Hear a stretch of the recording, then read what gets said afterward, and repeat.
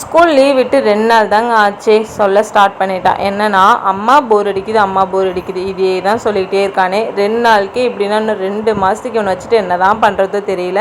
சரி நீ போய் வெளியே கொஞ்சம் ரிலாக்ஸாக விளையாடிட்டு வாடா, அம்மா உனக்கு ஸ்நாக்ஸ் செய்கிறேன் அப்படின்ட்டு பஜ்ஜி தாங்க செஞ்சேன். இந்த பஜ்ஜியே நான் எவ்வளோ நாள் ஆச்சு பசங்க செஞ்சு கொடுத்து. அதிகமாக எண்ணெய் ஐட்டம்லாம் செஞ்சு தரதில்ல, ரொம்ப ரேரு. சரி இன்றைக்கி வாழைக்காய் கிடச்சிதுங்களா, அதனால் பஜ்ஜி தான் செஞ்சேனே.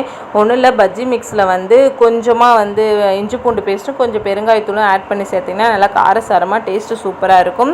பசங்களும் விளையாடிட்டு ரிலாக்ஸாக டிவி தாங்க பார்த்துட்டு இருந்தாங்களே. அப்போ பார்த்திங்கன்னா அமரன் மூவி சாங்ஸ் தாங்க ஓடி இருந்தது. ரொம்ப சூப்பராக இருந்தது. சாங்ஸ்லாம் எத்தனை முறை கேட்டாலும் கேட்டுக்கிட்டே இருக்கலாம் போல்.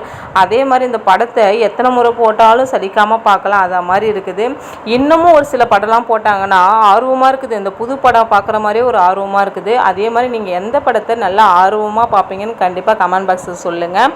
ஈவினிங் போல் பசங்களுக்கு பஜ்ஜிலாம் செஞ்சு கொடுத்துட்டு நைட்டு டிஃபனுக்கு புதினா சட்னி தாங்க செஞ்சேனே. ஒன்றும் இல்லை, வெங்காயம் தக்காளி பச்சை மிளகாய் இஞ்சி பூண்டு இதெல்லாமே வதக்கிட்டு புதினாவை வதக்கிட்டு தேங்காய் சேர்த்து ஆட் பண்ணிக்கோங்க, சூப்பராக இருக்கும்.